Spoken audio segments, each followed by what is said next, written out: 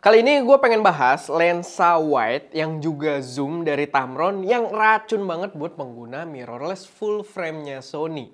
Dan ini bener-bener racun banget, so kalian jangan sampai ketinggalan.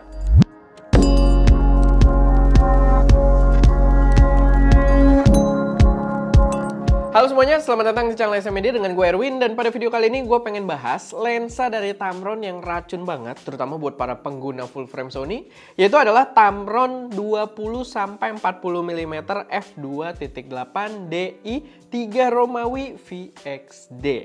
Dan ini adalah lensa yang menurut gue wajib juga buat kalian pertimbangkan karena emang seracun itu. Tapi sebenarnya ini lumayan mirip sama lensa yang sebelumnya sempat kita bahas juga, tapi yang sebelumnya itu adalah 11-20 mm f2.8 itu untuk versi Sony APS-C yang available juga buat Fujifilm X-mount. Yang lensanya ada di sini juga kalau kalian belum nonton, kalau kalian pengguna APS-C ya bisa ngecek di sana. Dan rasanya lensa ini cukup identik. Lensa buat full frame ini lumayan mirip, impressionnya, rasanya semua tuh bener-bener cukup identik dengan si 11-20 ini. Cuman sebenarnya 11-20 mm ini kalau kalian lihat di hasilnya, walaupun kalian pakai kamera APS-C, dia tuh rasanya agak lebih wide. Karena kalau kayak pakai ekuivalensi aja, dia 11 mm itu kalau di full frame itu kayak pakai di 16 atau 17 mm. Jadi sedikit lebih wide dari ini. Ini kan startnya di 20 mm. Dan juga 20 mm kalau di APS-C ya kayak sekitar 30-an mm. Sedangkan di sini sampai ke 40. Jadi ya ada sedikit perbedaan. Jadi bukan kalian pindah ke yang full frame jadi lebih luas, enggak, karena angka focal length-nya sendiri juga di sini 2 kali lipat gitu ya. Bukan kayak equivalent itu kan 1,6 kali gitu. Jadi ya dia nggak berasa lebih luas dari yang versi APS-C-nya. Tapi tetap opsi yang menarik buat dipertimbangkan. Yang paling menarik otomatis adalah harganya sendiri. Jadi lensa ini dijual di Indonesia itu dengan harga Rp10.579.000. Kalau kalian ingat, yang versi APS-C-nya ini, yang buat Sony, ini dijual dengan harga sekitar 9 jutaan. Dan kalau kalian beli yang opsi buat Fujifilm X-mount, itu dijual sekitar 12 jutaan. Jadi menurut gue untuk mengcover image circle full frame di sini, menurut gua itu adalah harga yang sangat-sangat bargain gitu ya, sangat-sangat menggoda. Cuma nambah sedikit kalian dapet yang dia udah mengcover keseluruhan image circle dari sensor full frame. Belum lagi dengan harga tersebut 10 juta rupiah kalian dapet lensa wide dengan karakter yang menarik, lalu zoom juga, versatile dan f constant 2.8 yang otomatis kalau kalian pakai di kondisi-kondisi yang cahayanya agak minim oke banget. Apalagi ini udah full frame gitu ya dibandingkan lensa 2.8 buat APS-C.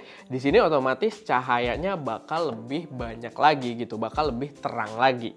Lensanya sendiri compact, gampang buat dibawa-bawa, apalagi di sini bentuknya sebenarnya mirip dengan yang versi APS-C-nya ya. Cuman ini buat full frame, jadi masuknya menurut gua compact banget. Build quality proper Tamron, memang buildnya itu masih dilapisin plastik, tapi memang kayak gitu lensa-lensa Tamron, tapi padat, well built, bagus, ringnya juga enak, dan semuanya udah weather shield. Buildnya udah weather shield serta moisture resistance yang kalian bisa pakai ke kondisi-kondisi yang lumayan ekstrim. Bahkan sebenarnya di sini ada yang menarik ya, dia itu membawa port USB Type-C buat update firmware. Sama setahu gue Tamron tuh kayak develop aplikasi buat kita kayak ngatur lensanya, aplikasi dari Android atau dari iPhone gitu ya. Dan gue sih belum coba, cuman itu cukup menarik. Dan klaimnya USB Type-C ini dia kan exposed, kelihatan gitu keluar. Dia katanya udah waterproof. Jadi bukan moisture resistance, bukan weather resistance, waterproof. Ya itu klaim dari Tamronnya, cuman dari gue pribadi sebenarnya lumayan anxiety juga gitu ya. Ada port di sisi luar lensanya. Tapi ya katanya waterproof dan dari review-review yang ada selama ini belum ada isu soal portnya ini. Jadi ya kita bisa anggap itu cukup valid juga. Buat focusingnya sendiri juga cepet banget pakai lensa ini, enak banget. Yang dirasain sih kayaknya lumayan lebih cepet, walaupun nggak terlalu signifikan ya, tapi lebih cepet dari yang versi APS-C-nya. Karena di sini dia udah pakai VXD, atau kalau di Tamron itu kepanjangannya adalah Voice Coil Extreme Torque Drive. Yap, ribet, kita sebut saja VXD. Dan setahu gua, Taek VXD ini adalah sistem autofocus yang lebih tinggi dari sistem yang RXD kemarin. Jadi ya ini yang lebih flagshipnya dan lebih cepet juga autofokusnya. Kita sih nyobain buat foto ataupun buat video itu udah proper banget, apalagi kita pakai body Sony yang lumayan baru-baru juga. Jadi ngikutin body kameranya juga, tapi ya so far nggak ada isu dan autofokusnya cakep banget mau foto ataupun video. Hasil gambar yang diambil pakai lensa ini juga bisa gue bilang cakep banget. Gambarnya tajam, reproduksi warna bagus, dan chromatic aberration masih sangat terkontrol dengan baik. Emang kalau kalian kayak pixel peeping masih kelihatan ya, ada chromatic aberration, noticeable. Cuman ya dengan harga yang ditawarkan kalau dibandingkan dengan Sony G Master Line gitu kan, ini menurut gua masih oke banget hasil yang diberikan. Lalu buat distorsi sendiri juga sebenarnya masih ada, tapi balik lagi kayak yang versi APS-C juga. Dia masih tolerable, masih cukup sedikit distorsinya, tetap ada, apalagi ini kan lensa zoom ya, jadi itu kayak engineering challenge-nya juga. Lensa zoom pastinya masih ada barrel and pin cushion distortion, masih ada, cuman ya harus jeli kalau pengen nemu distorsinya. Dan kalau misalkan kalian nggak terlalu perhatiin sebenarnya nggak kelihatan. Gua pribadi udah tetap suka banget dengan hasil gambar yang dihasilkan oleh lensa ini.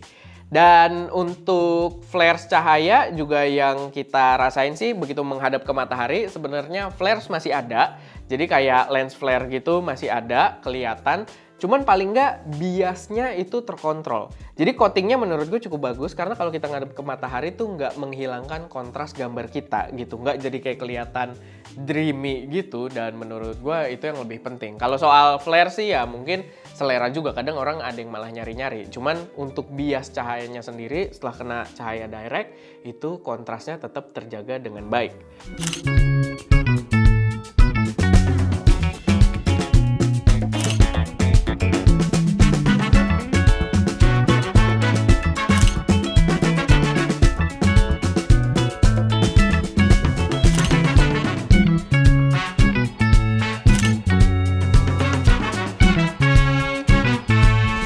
Overall, menurut gua buat kalian pengguna kamera mirrorless-nya Sony, lensa dari Tamron ini patut juga buat kalian lirik. Apalagi dengan harganya yang affordable tadi, masih 10 jutaan, menurut gue itu harga yang oke banget buat spesifikasi yang ditawarkan. Dia membawa hasil gambar yang bagus, karakter lensa wide yang cukup versatile karena dia lensa zoom juga, dan ukuran yang cukup compact buat kalian bawa-bawa. Menurut gue ini adalah lensa yang patut juga buat dipertimbangkan. Walaupun memang ya bukan yang high-end banget, lalu dia juga belum ada stabilisasi secara optical di lensanya gitu ya. Jadi itu perlu dipertimbangkan. Walaupun kalau di lensa wide sih nggak terlalu berasa lah ya, nggak kayak lensa tele. Tapi ya itu sedikit pertimbangan juga. Cuman menurut gue oke juga buat kalian lirik. Dan ya paling itu aja sih sedikit pembahasan dari gue seputar lensa Tamron 20-40mm f2.8 buat mirrorless full frame Sony kali ini. Kalau misalkan ada koreksi, saran atau pertanyaan silahkan taruh aja semuanya di kolom komentar. Dan ya itu aja, semoga bermanfaat. Gua Erwin, di belakang kamera ada Ska, dan jangan lupa untuk berkarya.